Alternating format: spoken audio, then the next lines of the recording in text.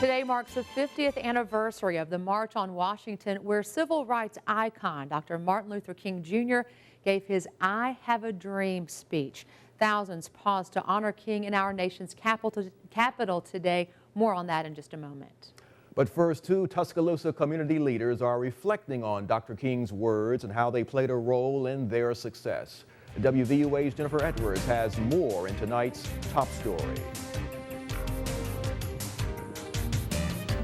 I have a dream.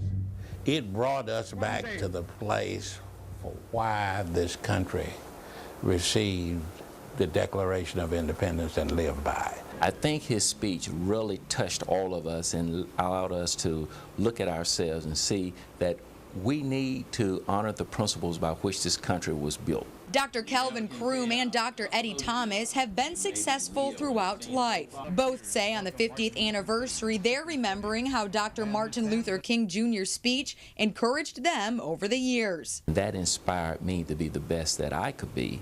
Dr. King talks about it through his 4 children. We got to pull back to the center of what we stand for. Dr. Thomas says it's the way Dr. King designed the speech and the way he referenced everything that America stands for are what make it so powerful. 47 years ago, our forefathers brought forth this continent a new nation. That was not by some high-sounding piece, but it was a validation that it is time for us to begin to do what we need to do for all of us.